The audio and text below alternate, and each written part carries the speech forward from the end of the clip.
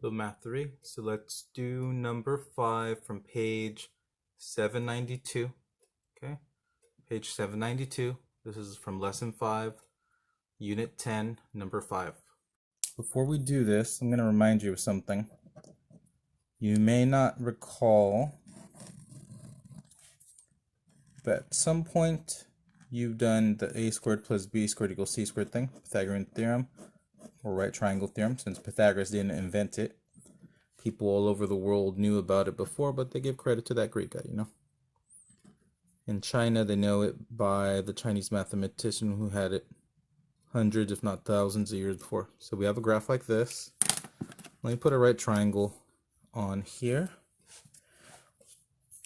Okay, just to remind you, yes, you can put right triangles.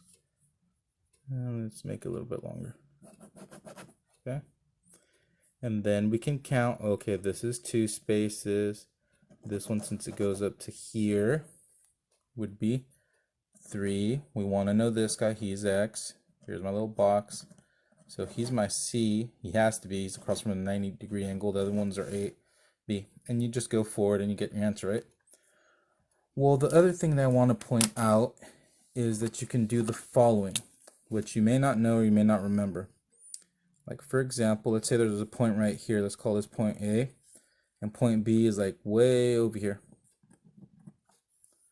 And we're going to connect these. Okay, we've connected them. And we want to know how far apart they are. Well, it's going diagonal. We can't, even with the graph paper, we can't count diagonal. But what we can do is make a right triangle. Or also trace out our little path like we were talking about you guys getting together in a couple years to have the fun you didn't have at the end of this school year because of quarantine. And you get together and there's Zari's in this room right here. She's gonna go with Emily. They're gonna go out. She has to go up to her room. They're meeting at a hotel in the Bay Area to go out and about. Well, Zari could go up on the elevator up to Emily's floor, right? And then she can walk down the hall. And these are values that we can count. 2, 3, 4, 5. Like this, right? The other thing Zari could have done, if she so wanted to do, would be instead of, well, there was a wait at this elevator, so she could have decided, instead, I'm going to walk down the hall because there's another elevator at the other end of the hall. Then I'll go up, meaning 5 and 2. Either way, you would attain the same thing. You would obtain a right triangle with a hypotenuse you didn't know and a value of 2 and 5 in either order. Okay, we're going to use this idea of making right triangles when you just have a single line. Okay, you're going to form a right triangle. This will form the distance formula as well. So now we're going to do a problem from lesson 5. This is in unit 10, end of math 3. It's on page 792, number 5. Okay, I'm going to use some graph paper. Okay, we have our XY axis. We're going to have 2 triangles that are overlapping. And they're going to be doing the following. So we're going to graph all the points, all the vertices. We're going to have at -1, which is this one. We're going to go up 3. Right here, we're going to have point S. L is going to be at -2. 1, 2, 3, 4, 5, 6. This is where L is going to be at. Again, this was a 3. We're going to have another point at -3, this line. We're going to go up only 1. Okay. Everything's going to be connected from the vertices right here. Okay, we'll call that J. I think that's what it is in the book. This one would be R. And then the last point we're going to have is -4, -5, -6. Go up 2. Okay. Then we're going to connect our points. This one was K. Okay. And then they're going to go back to right there. These should be lined up. Okay, there you go. And then you have two triangles because we're going to connect it right here. So we got this black triangle and the outer big one, okay? We want to know if these are similar. We have some choices that we can use from our previous history with algebra and geometry. Can use this, can use this, and then we can also use that guy, okay? This is the most work. If possible, you want to use one of these. We can't get away in this problem with this because we don't know very many angles here and there's no parallel going on. We do, however, have this. How is that? Well, these two triangles are overlapping, right? But notice they're connected right here. So when I slide them apart, you're going to have a triangle going like this. Let's pretend this one's a black one. Okay. And then you have the big one as such. This angle right here is the same as this angle. So we already have one angle in common in both triangles. That's why my goal is going to be to, okay, I'm just going to prove two of the sides are congruent to each other. But to do that, I need to do a bunch of calculations that deal with finding the distance between some points. Okay, so how am I going to do that? Well, we're going to make a bunch of right triangles. We could avoid this just by knowing the distance formula, but it doesn't matter if that doesn't stick in your head. Well, first let's look for this side right here, this little part. Notice I can make a right triangle right here, right? This pink one right here. Well, how tall is this? That's 1. Is 1, 2, 3. 1 by 3. I want to find this distance x, right? So what am I going to do? Well, I'm going to do, let's see, the x is the c because the box would be right here, right? It'd be across from the 90-degree angle, just so that you can see that. I will outline it. So here's my little right angle box right here. That proves that this one is the longest side because it's across from the longest angle. So I'm going to go 1 squared plus 3 squared equals x squared, which is the value I want, which is the distance. So I could go 1 plus 9 equals x squared. This is 10. You know, to solve it, you do a square root. You do a square root. Can you get x equals the square root of 10? You could get a decimal, but let's just leave it like this. Let's see if this will be helpful for us. Okay, and let's also label with our vertex angles, vertex labels for the points in the corners. This was J. I wrote over it. This one's R. So this is JR. Okay, I'm going to try to color code things. But notice, okay, so this was the angle that is touching this angle that is overlapping. So I need to also get the same side from the big angle. So from J all the way to K. So my goal now is going to be, I'm going to find JK, which would be this big old triangle right here, right? This one right there. Well, that one goes up 2. You count over, it's going to be 1, 2, 3, 4, 5, 6. So I got 6. 2 and 6. And I'm going to find this big one right here. Let's just call that y. So I'm going to go 2 squared plus 6 squared equals y squared. So that's 4 plus 36 equals y squared. You get 40 equals y squared. We know we're going to square root. 40 doesn't have a square root. But one thing I'm going to do, I'm going to break it apart so that I can simplify it. Because I think it can be something related to this 10 up here. So I'm going to get y equals, well, the square root of 40 is 4 times 10. This one has an answer, right? I know what the square root of 4 is. That's 2. So let's put the answer on the outside. So it ends up being that y is 2 times the square root of 10. And then we're going to remind ourselves that y was what? Well, it was jk. Okay. So now I have 2 of the sides, and I can tell that the little one is half as long as the big one. We're going to see if that is true for the other 2 sides. Okay, the other 2 sides. We could also do the middles, but I'm going to choose the other two sides. It's cleaner to draw those triangles. Okay, so now to draw those triangles, we could just draw it right here, but I also want to present the fact that the distance formula also exists, because that's cleaner on the graph. So I'm going to scoot over another piece of graph paper so that I can write. And what are my coordinates right here? Well, J is 0, 0, right? And then I want to know up to S. Well, S is -1 up to 3. So -1, 3. I can use the distance formula. Well, what is that? Well, we know this formula, right? Okay. You also happen to know something else. We've been relating angles, triangles, and the unit circle, right?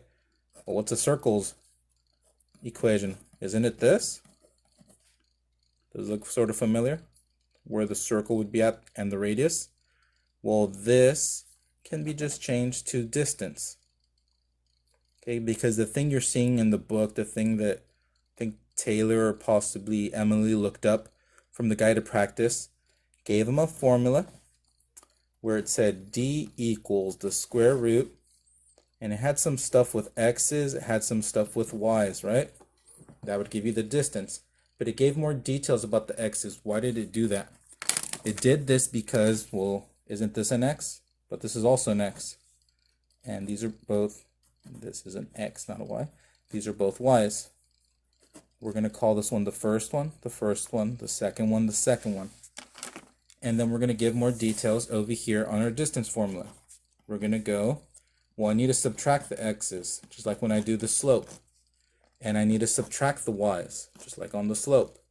You can go first and second or second and first. That's your choice as long as you keep the same order as you're doing this. So now, let's plug in our values. Well, x1 is 0, so we're going to do 0, and then I want you to notice something. So we always have parentheses, and notice we had it to the second power. I forgot to put that right here, right?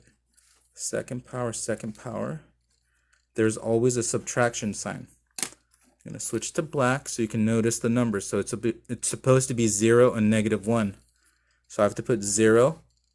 That is not my -1. I haven't written it down with this black pen. That was in pink. That's always supposed to be there. You have to put the -1. Okay. Now we're going to go and fill in the rest of the equation. So there should be a plus because it's like a squared plus b squared, but it's a bunch of y stuff. We're going to leave enough room for our numbers. Squared. This is always there. We know this thing is always inside of a square root. Okay. And then we go and we get our numbers. Well, 0 and 3. 3. Negative and a negative equals a positive, right? 0 plus 1 is 1. We have 1 squared.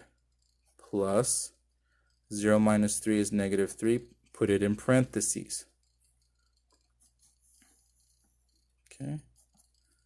This is 1 plus 9 square root. We're going to get something a number we have already seen before. Square root of 10. So that means the distance is the square root of 10. Where was I measuring? Well, wasn't I measuring JS? So now I know that JS is equal to the square root of 10. And I'm going to list off our results from over here. Notice JR is also the square root of 10. So I have JS is the square root of 10. I have JR is equal to the square root of 10. This was the one, the little right side. This is from the little triangle on the left side. The corresponding one for the left side, the big one, was this, JK 2 times the square root of 10. So let's write that down. JK equals 2 times the square root of 10. We would expect this whole right side over here on our picture from J to L to also be 2 times the square root of 10. We're going to see if that's true. We're going to use this formula we did with the big old square root. Okay, so we want to show or find JL. So let's do that.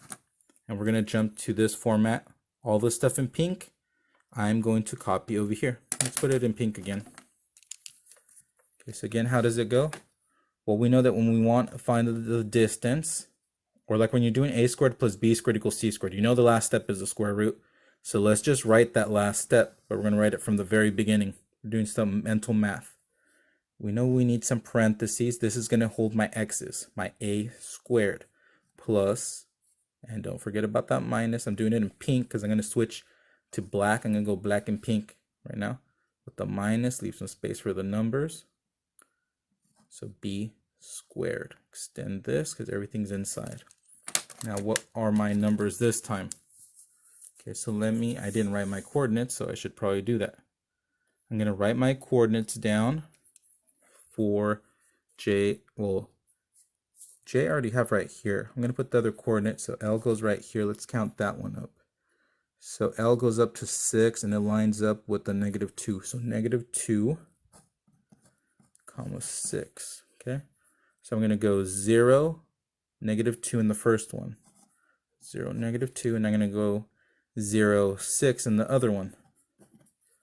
Negative is positive because a negative times a negative is a positive. 0 plus 2 is 2 squared, plus that would be -6 squared, like that. This is equal to the previous step. Get 4. This is positive 36. -6 times -6 is positive 36. And look at this. Isn't this going to give us what we got before on the other piece of graph paper that I have? This is 40. We had 40 somewhere over here. Look, this is 40. We do all these steps. We know we can jump to 2 times the square root of equals 2 times the square root of 10. Okay? Which we can now put over here. 2 times the square root of 10. Okay? And we know that these both come from the big triangle.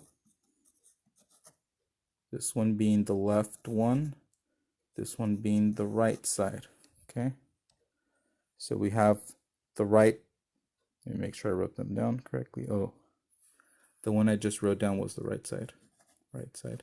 Doesn't really make a difference, but okay. Okay, so we have the ones that are on the right side are on the top, the left sides are this way. You can tell that this is half of that one, or this one is twice as big as this other one. So they have the same scale factor. So the scale factor, okay, scale factor is equal to 2. And this is if I'm going from the small triangle, to the big one. Okay, they have the same scale factor on both sides.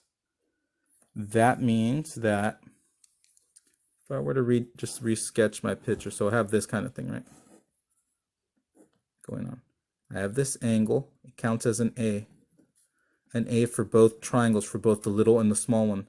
This side is proportional to this whole side. This one is proportional to this whole side. So we have a S, we have an S, SAS, and then we also have an S, A, S for the big one. So in the long run, as a result, what we have done, yeah, we use this right here, but it wasn't for congruency, it was for similarity.